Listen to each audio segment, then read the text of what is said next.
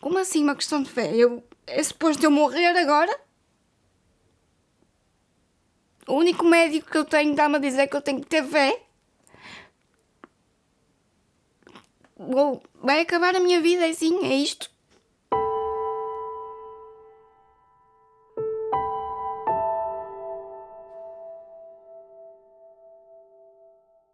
Olá, o meu nome é Inês Coelho Alves e bem-vindos ao meu canal Na Tua Pele. Inês, podes-nos explicar o que é a epidermólise bulhosa? A epidermólise bulhosa é uma má formação na pele. No meu caso, eu nasci com o pé esquerdo sem pele, a boca com bolhas e também algumas partes dos pulsos sem pele. Como é que essa doença afetou a tua infância? A muitos níveis, porque eu era aquela menina que eles olhavam para o meu pé esquerdo e diziam que eu tinha pele velha e que não devia estar ali, não é? Porque era diferente dos outros e também tinha uma dentição diferente dos outros e, portanto, a nível psicológico e a nível físico afetou-me muito a infância porque fui vítima de bullying por ter esta doença. E na infância, como é que tratavas as lesões na pele? Aquilo fica uma bolha, tem que se usar uma agulha para tirar o líquido da bolha, aplicar creme ou não, depende do estado da lesão, colocar betadine para a cicatrização ser mais rápida, colocar as compressas e depois então colocar as ligas para proteger a lesão e o local da lesão. Durante a infância, que episódios te marcaram mais? Lembro-me de estar quinto, sexto ano e lembro-me de me engasgar no refeitório. E lembro-me de ter toda a gente à volta a gozar comigo. Primeiro, ninguém entendia porque é que eu estava sistematicamente a engasgar-me.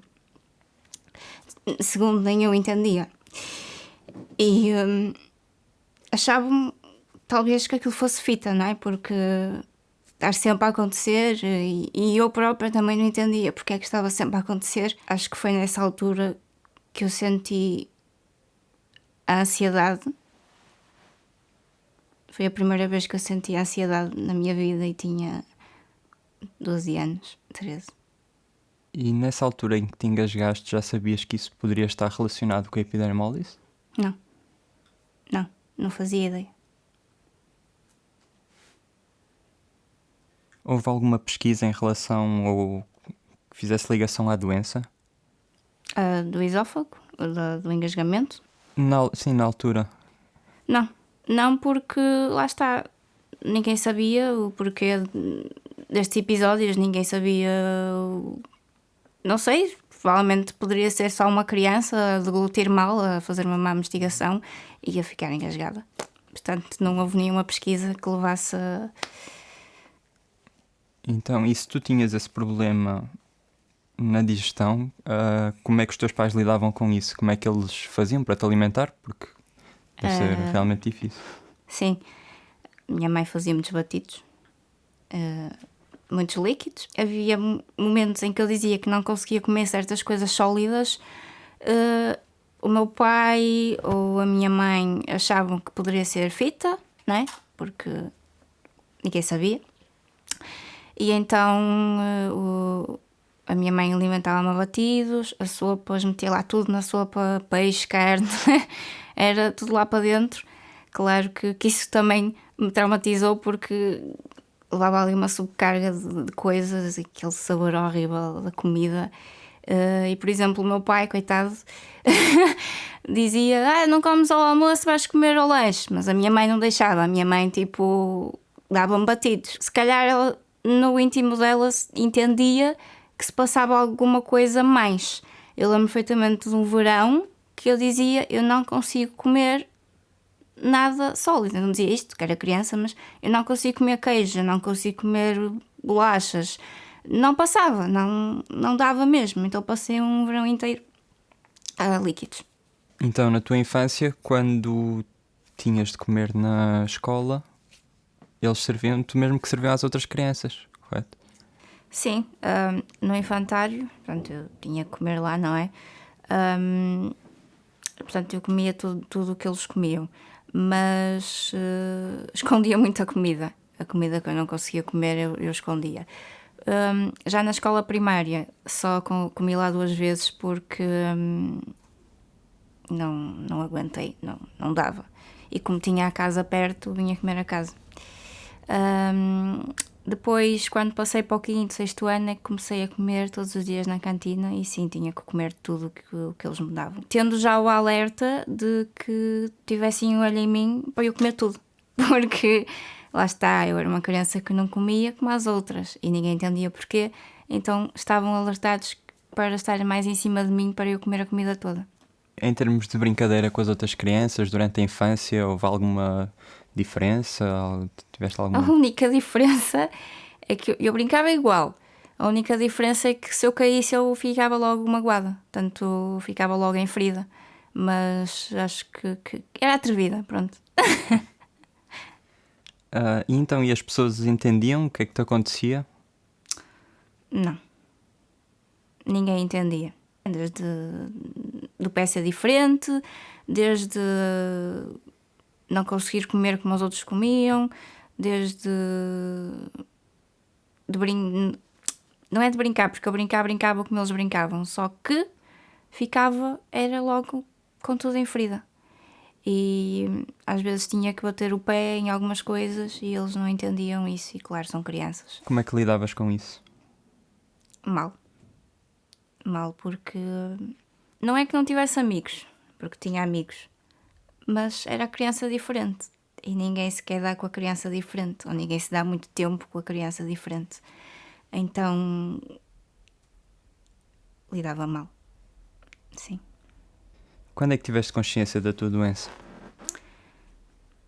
Muito sinceramente, eu neste momento tenho 27 anos, eu só tomei consciência total da doença em 2016.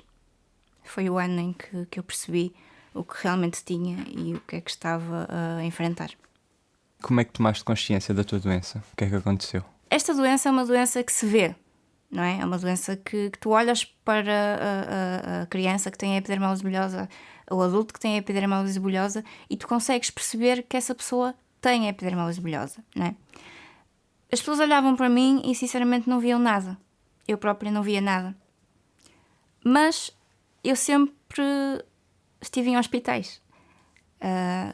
Em 2008 eu fui internada pela primeira vez porque fiz uma laceração no esófago. Rasguei o esófago. Estive internada 1 mês. Desculpa Sim. perguntar-te, foi alguma coisa que ingeriste? Como é que aconteceu essa laceração? A laceração, por exemplo, eu tive a laceração em cima e a laceração em baixo. A laceração em baixo já tinha acontecido 2 semanas antes da laceração em cima. Não sei como, nem porquê. A laceração em cima ocorreu, estava a comer, engasguei-me. Ao passar a batata, neste caso foi uma batata assada, eu senti uma dor horrível. Eu não sei dizer, eu não sei explicar, não tenho palavras para dizer que dor era aquela, porque eu nunca tinha sentido uma coisa assim. Mas senti uma dor tão profunda que levantei os braços e atirei-me para o chão de tão forte que aquilo foi. E a partir desse momento comecei a vomitar sangue e os meus pais então levaram-me para o hospital e fizeram exames a tudo, aos pulmões, a tudo e mais alguma coisa, até que no dia a seguir eu fiquei internada e no dia a seguir eles lembraram-se que poderia fazer uma endoscopia e foi aí que perceberam que eu tinha a laceração no esófago, em cima e em baixo. E como é que explicam isso a uma miúda de 15 anos? Como é que dizem a uma menina que tem que ficar 1 mês internada sem poder comer, porque eu não comia, isolada de toda a gente, porque eu estava num quarto sozinha, sem saber se ia sobreviver ou não.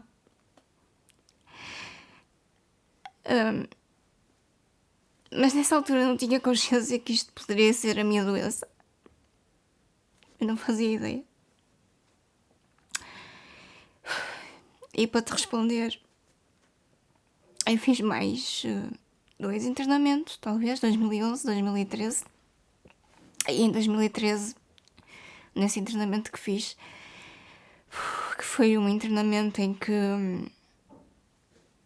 eu sentia uma coisa diferente, em que eu sentia que não conseguia engolir saliva sequer. Isto é muito estranho, não é? E foi então que fiz a endoscopia, sempre sedada, sempre com sedação, sempre com anestesia. Todas as que fiz. E foi então que me disseram que eu tinha uma estenose no esófago. A estenose é o esófago apertado, em que tinha, que tinha esse problema. Daí a dificuldade de comer. Durante o internamento tiveste muita variação de peso? Como é que eles te faziam? Como é que te alimentavas? Tive muita variação de peso. Eu sempre fui uma menina magra, mas nessa altura, e em 2008, eu pesava tipo 40 quilos, no máximo 43. Mas sempre tive essa variação no peso porque eu não comia. Ou seja, o que é que eu comia?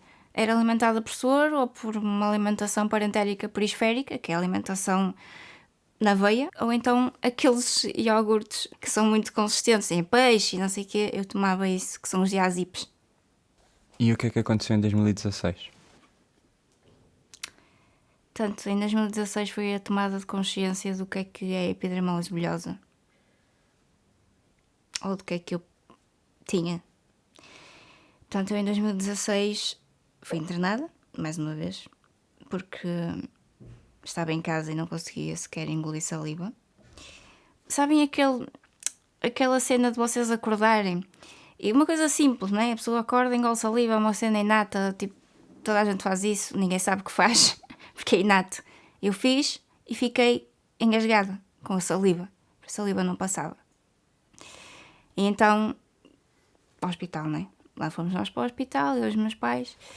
E foi aí que o médico que me estava a seguir na altura em gastroenterologia disse que tínhamos que começar então a fazer os alargamentos no esófago. Eu então fui fazer um exame de contraste e o técnico que estava a fazer o exame até me chamou à sala. Eu fiquei assim um bocado tipo, o que é que ele me está a chamar? Não acho isto normal, não é? E ele chamou-me porquê? Porque ele ficou completamente abismado com aquilo que estava a ver. O que é que ele estava a ver? Ele estava a ver um esófago do tamanho de uma câmara frontal de um telemóvel. Quando o nosso esófago, o esófago normal, tem 2 centímetros, é uma coisa larga, não é? Para passar comida, não é? E o meu esófago tinha o tamanho de uma câmara frontal. Ele perguntou-me assim: tu consegues comer? Tu comes? E eu fiquei a olhar para ele e disse: realmente, não. Não como devia. E foi em 2016 que então comecei a fazer os alargamentos para poder comer. De que forma é que isso alterou e afetou o teu dia-a-dia? Pessoalmente, a nível de trabalho?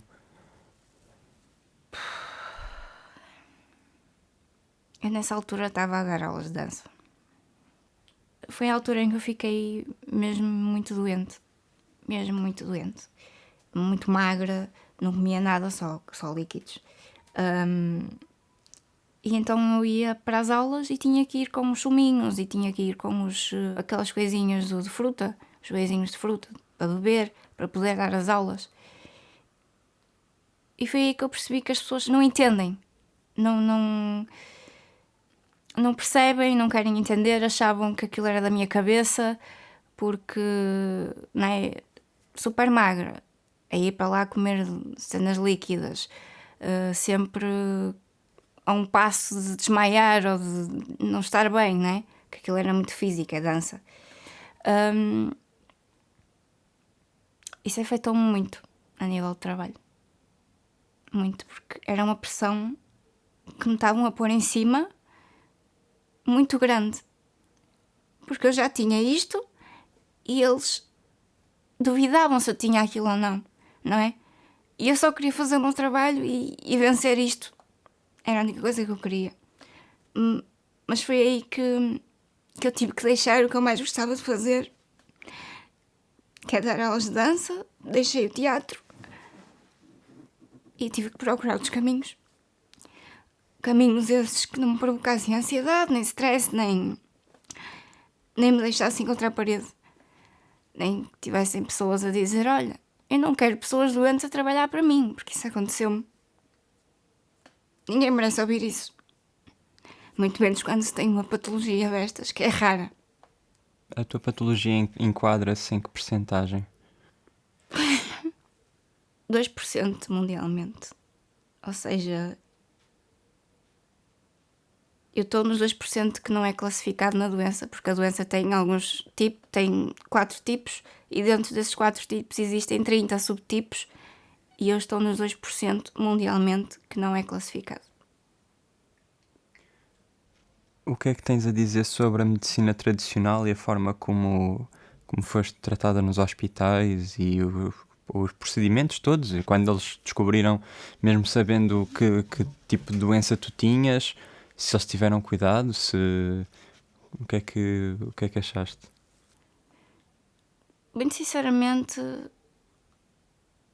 houve sítios que eu fui muito bem tratada e as pessoas entendiam, mas não sabiam de todo o que isto era. Ou seja, eu até parecia, sei lá, um ET, porque aquela miúda tem epidermose bulhosa, bora ver. Só que no meu caso só se vê num pé. Não há nada exteriormente que as pessoas possam olhar e dizer: a Inês tem epidermose bulhosa, porque a minha epidermose bulhosa passou para o esófago. Ou seja, todos os sintomas que os miúdos que nascem com a epidermose bulhosa têm por fora, eu tenho tudo por dentro. A dor que eu sinto é igualada a uma queimadura de terceiro grau. Sim, é uma queimadura de terceiro grau. Dentro. Ele cheita-na fora, eu sinto dentro. E há miúdos que têm dentro e que têm fora. Eu estou nos 2% porque já fui a muitos médicos, já fui a dermatologista, já fui a muitos sítios. As pessoas olham para mim e não sabem dizer que tipo de epidermose bulhosa eu tenho, porque eu sou normal por fora, não é? Eu sou uma pessoa normal. Ninguém olha para mim e diz que eu tenho uma doença. E por dentro eu tenho o tipo mais grave da doença. Porque isto, quando afeta mesmo. Foi-te recomendada algum tipo de apoio psicológico? Nunca me foi recomendado nenhum tipo de apoio psicológico. Eu fui seguida por gastroenterologia.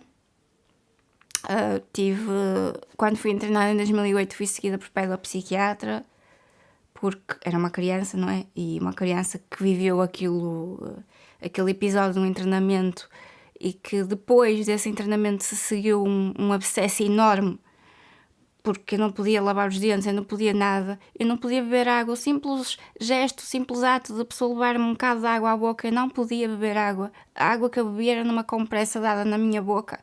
Era essa água que eu bebia. Então, claro, depois desse internamento eu fui logo dirigida para a pedopsiquiatria, não é? Para tentar melhorar os danos que aquilo me tivesse causado, que foram muitos. E então fui seguida por pedopsiquiatria, mas nunca me foi recomendado psiquiatras nem psicólogos. Eu é que, por mim, decidi procurar ajuda a nível psicológico de psicólogos. E nesse campo eu tenho que falar de uma pessoa que foi fantástica comigo, que é a Maria Garcês. É uma psicóloga exímia, que neste momento para mim é uma grande amiga e que me ajudou muito a direcionar-me no caminho que estou hoje. E portanto eu não tenho palavras para o trabalho que ela fez comigo. E não tenho vergonha de dizer que sim, tive em psicólogos. Eu precisava. Fui. Houve alguma situação extrema em que tenham dito que a tua doença, para além de não ter cura, que que não soubessem o que é que haveriam de fazer contigo? O que é que... Sim. Se eu não estou em erro, em 2017, o doutor Miguel, que me está a seguir agora em gastroenterologia, disse-me a mim e à minha mãe, estávamos as duas lá dentro, o meu pai estava cá fora,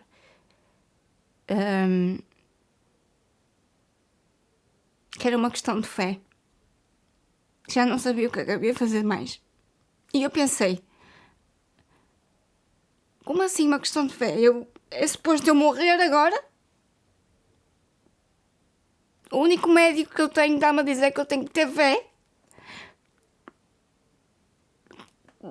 Vai acabar a minha vida assim, é isto? Portanto, sim, já houve um baixar de braços da parte da medicina tradicional e de me dizerem que não conseguiam fazer mais nada. E após isso, tu própria baixaste os braços? Não. Foi a partir desse dia que eu falei com os meus pais e segui o conselho da Maria, da psicóloga, que foi ir ao homeopata, que é o Dr. Jorge Fonseca.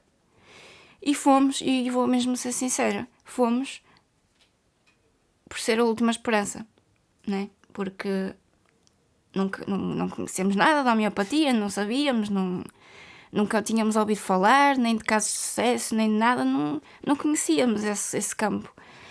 Então fomos mesmo completamente céticos, com alguma esperança, mas ao mesmo tempo com o pé atrás. E em que estado é que chegaste ao Dr. Jorge? Como é que foi essa primeira consulta? Primeiro durou imenso tempo,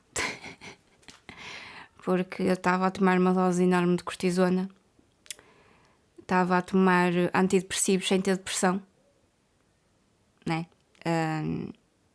Porque fui a um psiquiatra e dizia, olha, tenho insónias, não consigo dormir, preciso descansar. Pronto, uma catrefada de antidepressivos para dormir. Claro que eu dormia, não é? Anestesiada. E cheguei lá ao Dr. Jorge e pronto, ele tem lá 2 máquinas, ele funciona com 2 máquinas para perceber como é que está o corpo. E foi aí que eu percebi que tinha 3 órgãos a entrar em falência. Tinha o fígado, os rins e o baço a entrar em falência. Tinha a tireoide inflamada, estava extremamente inchada.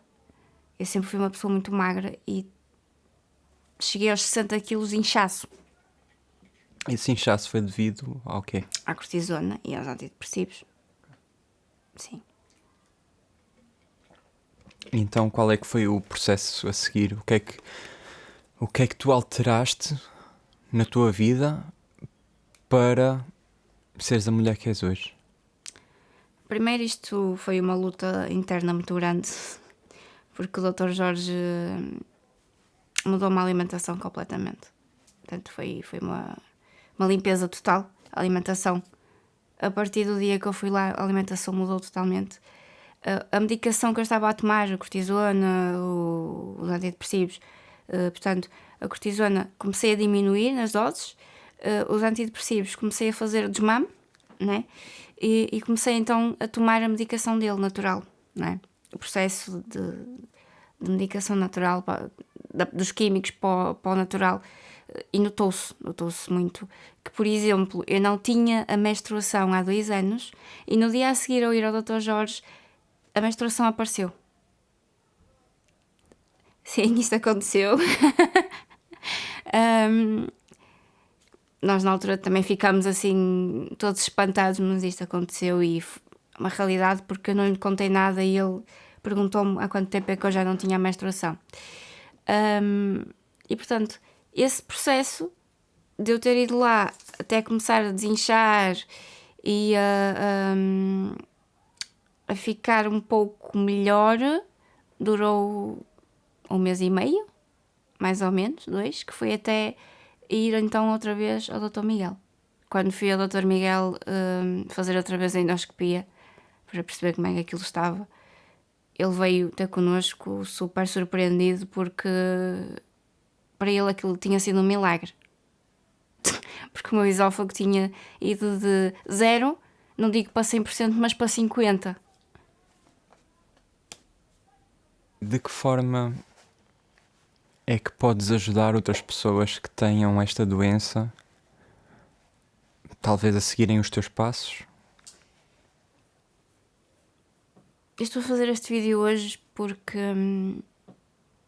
muito sinceramente, eu estou a dar a cara pelas pessoas que têm epidermose bulhosa, que não conseguem ou não querem dar a cara, porque compreendo perfeitamente que, sendo exterior, que é muito complicado.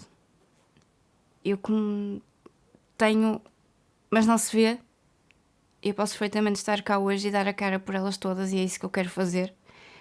Dar a cara pelas pessoas que têm epidermose bulhosa, dar a cara pelas pessoas que têm doenças raras, que não têm dinheiro, que não têm forma de se tratar.